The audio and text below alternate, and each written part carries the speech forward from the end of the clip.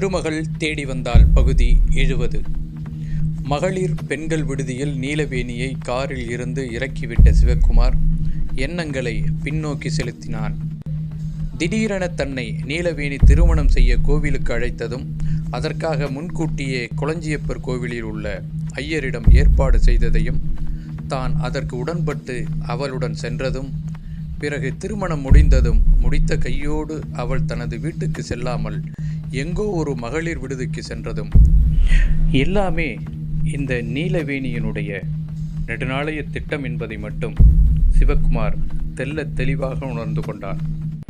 எல்லாவற்றையும் விட தான் சொக்கலிங்கத்திடமும் நீலவேணி அம்மாவிடமும் என்ன பதில் சொல்லப் போகிறோம், இவற்றை எல்லாவற்றையும் தாண்டி தன் அம்மாவிடம் என்ன பதில் சொல்லப் போகிறோம், தான் மணந்து கொண்ட ஆனந்தியிடம் என்ன பதில் சொல்லப் போகிறோம், நினைக்க நினைக்க அவனுக்கு சற்று குழப்பம் மேலிட என்ன செய்வதென்று ஒரு கணம் யோசிக்க யோசிக்க அவனுக்கு ஒன்றுமே புரியவில்லை.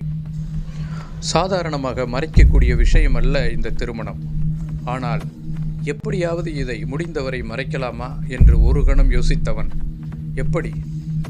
எப்படியும் இதை மறைக்க முடியாது என்பதை தெள்ளத் தெளிவாக உணர்ந்து கொண்டான். எத்தனையோ பிரச்சனைகள் நீலவேணியின் மூலமாக ஆனந்தியும் தனது தாய் பரிமளமும் இதுநாள் வரை சந்தித்து விட்டார்கள். இப்பொழுது இந்த பிரச்சனை வீட்டை இரண்டாக்கக்கூடிய பிரச்சனையாக செய்துவிட்டு வந்திருக்கிறோமே. ஆனந்தி என்னை பற்றி என்ன நினைப்பாள்?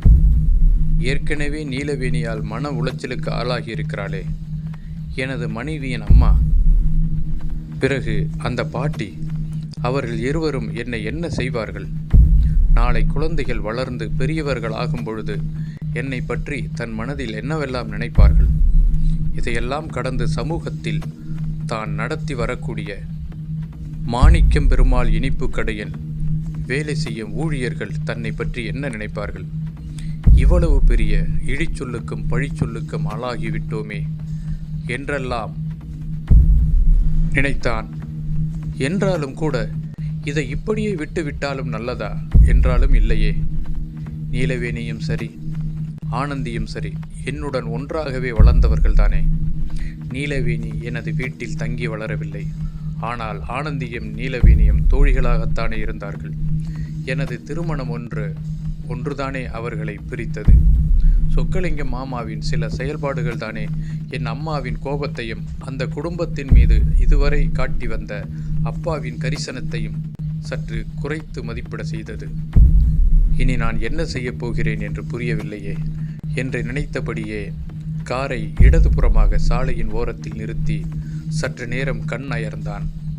அரை மணி நேரத்திற்கு மேலாக குழப்பமெல்லாம் சற்று தெளிந்து கட்டியிருந்த கல்யாண வேஷ்டி சட்டையை தவிர்த்து காலையில் செல்லும்போது அணிந்திருந்த அந்த வழக்கமான பேண்ட் ஷர்ட் உடைக்கு மாற்றினான்.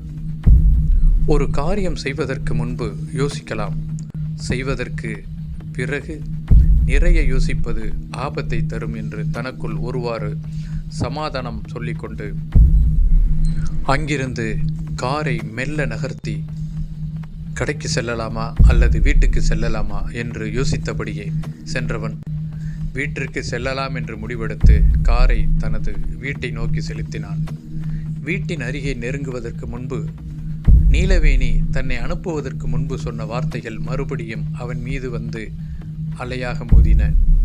என்னை தவிர, அதாவது நீலவேணியை தவிர வேறு ஒருவரால் இந்த திருமணத்திற்கு சம்பந்தப்பட்டிருப்பதாக நீலவேணி சொன்னாலே, அந்த வேறு ஒருவர் யாராக இருக்கும்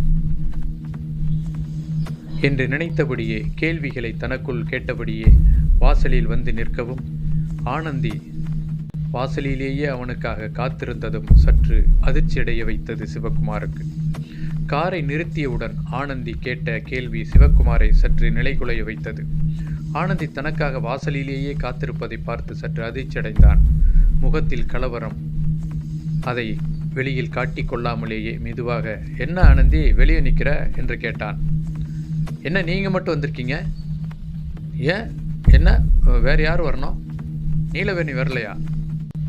இந்த கேள்வியால் சற்று தலை சுற்றி நின்றான் சிவக்குமார். ஆனந்தி அவனை சற்று கோபமாக பார்த்து கொண்டிருந்தாள். இல்லை, நீலவேணி வரலையே, ஏன், என்னாச்சு? அவளை எங்கே இறக்கி விட்டு வந்தீங்க? ஆனந்தி முன்பை விட தனது குரலில் சற்று கோபத்தை அதிகமாக வெளிப்படுத்தினாள். ஆனந்தி, வீட்டில் யாரும் இல்லையா? நீ மட்டும்தான் இருக்கியா? பசங்களாம் எங்கே காணோம்? அம்மா எங்கே? எல்லாரும் குலதெய்வ கோயிலுக்கு போயிருக்காங்க, ஆனந்தி பட்டனை சொன்னார். நீ போகலையா? நான் தான் அவங்கள அனுப்பி வச்சேன். ஏன் மாமா, தேவையில்லாமல் என்னை கேள்வி கேட்டுட்ருக்காதீங்க. நீலவேணி என்ன பண்ணீங்க? நீலவேணி என் கூட வரல, அவள் எதுக்கு என் கூட வர போகிறா? மாமா, தயவு செஞ்சு போய் பேசாதீங்க. கல்யாண வேட்டி சட்டை எங்கள் காரில் மடித்து வச்சுருக்கீங்களா? ஏன் அதையே போட்டு வந்திருக்க வேண்டியதானே?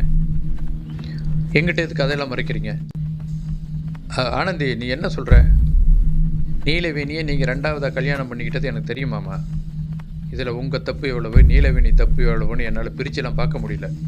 2 பேருமே தப்பு தான். எல்லாத்தையும் தாண்டி நான் இந்த கல்யாணத்துக்கு உடந்தையாக இருந்தேன். அப்போ நானும் தான் தப்பு. ஆனந்தி சொல்ல சொல்ல அவளது முகத்தை சற்று நிமிர்ந்து பார்த்தான் அதிர்ச்சியுடன். எல்லாமே எனக்கு தெரியுமாம்மா. சொக்கலிங்கப்பா ஜெயிலுக்கு போனதுலேருந்து நீலவேணி மனநிலை ரொம்ப மோசமாக இருந்தது, எனக்கு தெரியும். அவளை கல்யாணம் பண்ணிக்கிறேன்னு சொல்லிட்டு அந்த ஜீவன் பண்ணது யாருக்கும் வரக்கூடாது. இது எல்லாத்தையும் கடந்து அந்த நீலவேணி அவள் நல்லா இல்லைன்னா நாம் நல்லா இருக்க முடியாது அப்படின்னு நான் ஒரு முடிவுக்கு வந்தேன் மாமா. நிச்சயமாக அவளுக்கு ஒரு நல்ல வாழ்க்கை கிடைக்கலனா நீங்கள் என் கூட நிம்மதியாக வாழ முடியாது, அதுவும் எனக்கு தெரியும். அதுக்குத்தான் நானே தான் அவள் போய் அவளை சந்தித்தேன். என்ன செய்ய போகிறேன்னு கேட்டேன். என்ன செய்ய போகிறேன்னு எனக்கே தெரியலையே ஆனந்தின்னு என் மேலே சாஞ்சி அழுதா. நான் தான் சொன்னேன், உனக்கு கல்யாணம் பண்ணி வைக்கிறேன், அதுவும் என் புருஷனையே கல்யாணம் பண்ணி வைக்கிறேன்னு சொன்னேன். அவள் ஒத்துக்கலை. எனக்கு தெரியும் அவள் ஒத்துக்க மாட்டான்னு. ஆனால் எப்படியோ பேசி அவளை ஒத்துக்க வச்சேன். அதுக்கப்புறம் தான் அவள் கோயிலுக்கு போனது, முன்கூட்டியே கல்யாணத்துக்கு ஏற்பாடு பண்ணது எல்லாமே. அதனால் இந்த தப்புக்கு நானும் ஒரு காரணம். இல்லை ஆனந்தி, நீ 1000 சொன்னாலும் நான் மறுத்திருந்தால் இது நிச்சயமாக நடந்திருக்காது. ஆனால் அவள் எங்கேயாவது ஒரு இடத்துல கல்யாணம் ஆகாமல் கடைசி வரைக்கும் இருந்து ஒரே அடியாக போயிடுவா. அது பரவாயில்லையா உங்களுக்கு? என்ன ஆனந்தி சொல்கிற? உன் வாழ்க்கை இப்படி உன்னால் எப்படி பங்கு போட்டுக்க மனசு வருது? மாமா, எனக்கு குழந்தை இல்லைன்னு வச்சுக்கிங்க. ஆனந்தி, என்ன சொல்கிற? அட, சும்மா ஒரு பேச்சுக்கு சொன்னேன். எனக்கு குழந்தைங்க 2 சொக்கத்தங்கம் பிறந்திருக்கு, அது இந்த உலகத்துக்கே தெரியும். நான் ஒரு பேச்சுக்கு தான் சொல்கிறேன். எனக்கு குழந்தையே இல்லைன்னா அத்தை என்ன செஞ்சுருப்பாங்க? ஒரு வாரிசு வேணும்னு முடிவு பண்ணியிருப்பாங்கல்ல. அப்படி நினச்சிக்கிறேன் இந்த கல்யாணத்தை. அந்த நீலவேணி வேற யாரும் இல்லையே, என்னை விட உங்களை அதிகமாக காதலிச்சவ.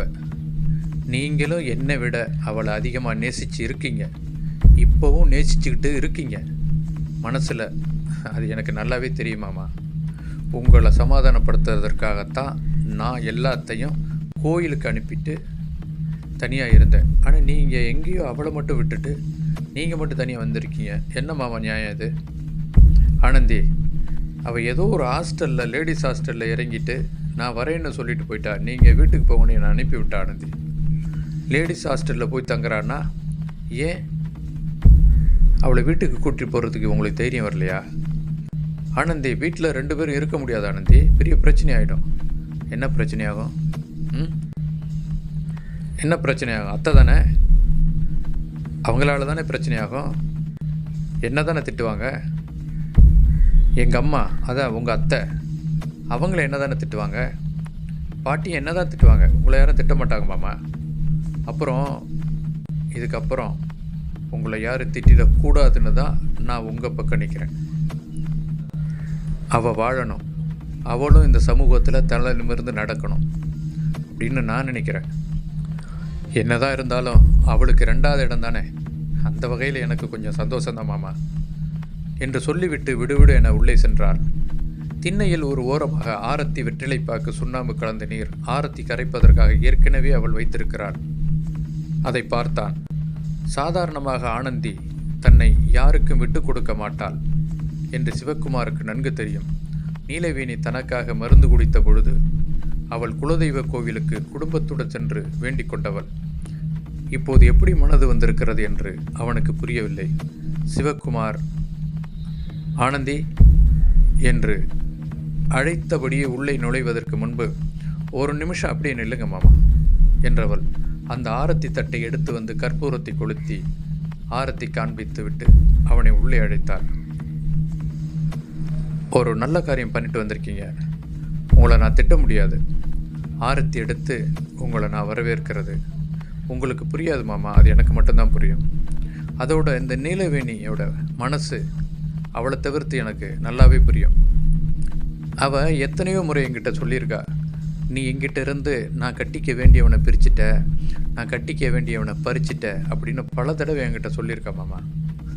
இதுக்கப்புறம் அவள் என்கிட்ட அதெல்லாம் சொல்ல முடியாதுல்ல, என்னை அவள் திட்ட முடியாதுல்ல மாமா. இப்போது நான் கட்டிக்கிட்டவனை தானே அவளுக்கு பங்கு போட்டு கொடுத்துருக்கேன் இல்லையா மாமா? உள்ளே வாங்க, சாப்பிடலாம். ஆனந்தி எதுவுமே நடக்காதது போல் உள்ளே சென்றாள். சிவகுமார் தலை சுற்றி அங்கிருந்த டைனிங் டேபிளில் உள்ள நாற்காலியில் அமர்ந்தான். அப்போது பரிமளம் மற்றும் வேதவள்ளி குழந்தைகளுடன் பாட்டி அனைவரும் குலதெய்வ கோவிலுக்கு போய்விட்டு உள்ளே வந்து கொண்டிருந்தார்கள். எல்லோரும் சந்தோஷமாக உள்ளே வரவும் இவன் எல்லோரையும் சற்று கலவரத்துடன் பார்த்தபடி இருந்தான். ஆனந்தி எதுவுமே நடக்காதது போல் அவனுக்கு சாப்பாடு கொண்டு வந்து டைனிங் டேபிளில் வைத்தாள். திருமகள் தேடி வருவாள் பகுதி 71.